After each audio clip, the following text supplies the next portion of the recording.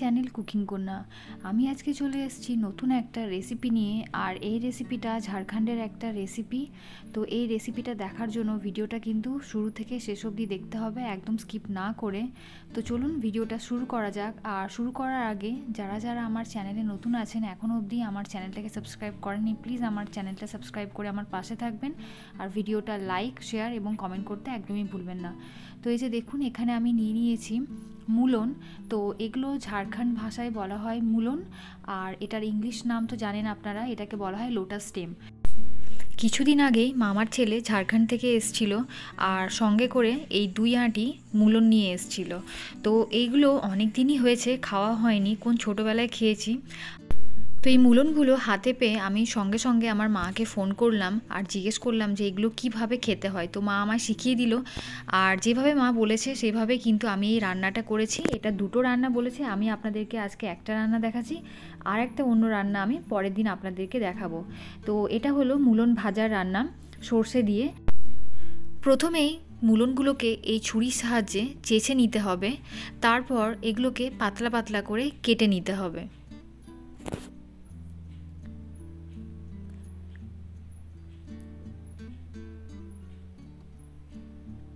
এই যে দেখুন, এগুলো কি দারুণ দেখতে না, ভিতরটা পুরো চাকা চাকা। আর এই যে দেখুন, সমস্ত মুলন কিন্তু এখন আমার কাটা হয়ে গেছে। এরপর এগুলোকে ভাপিয়ে নেব। তো এখানে একটা কড়াইতে আমি জল বসিয়ে দিলাম। এরপর সামান্য পরিমাণ নুন আর হলুদ দিয়ে দেব এই জলের মধ্যে। তারপর এর মধ্যে আমি যে মুলনটা কেটে রেখেছিলাম এতে দিয়ে দেব। এটা কিন্তু ধোয়া আছে।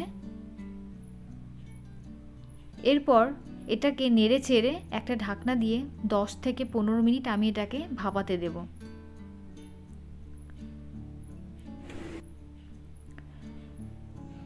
দশ মিনিট পর দেখুন, জলটা কিন্তু এখনও শুকিয়ে যায়নি। তো আমি এটাকে হাই ফ্লেমে রেখে দেব জলটা শুকিয়ে যাওয়ার জন্য।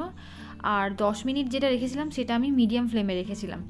এরপর দেখুন, কড়াইয়ের মধ্যে আমি 1 চামচ মতো কালো সর্ষে দিয়ে দিলাম। সর্ষেটাকে ভেজে নেব। তো এই যে আওয়াজটা শুনে বুঝতে পারছেন এটা কিন্তু ভাজা হয়ে গেছে। এখন এই হাতাটা দিয়ে এটাকে প্রেস করে আমি এটাকে রাফলি গুঁড়ো করে নেব। এটা আধ গুঁড়ো মতো হবে। তো এই যে দেখুন, গুঁড়োটা হয়ে গেছে। এখন আমি এর মধ্যে দিয়ে দেব সাদা তেল 3 চামচ মতো, ছোটো চামচে 3 চামচ। এখানে আপনারা চাইলে সর্ষের তেলও ব্যবহার করতে পারেন। তেলটা দিয়ে দেওয়ার পর আমি এখন এটাকে হালকা একটু নেড়ে চেড়ে নেব। এরপর এর মধ্যে যে ভাপানো মুলনটা আমি করে রেখেছিলাম সেটা এর মধ্যে দিয়ে দেব।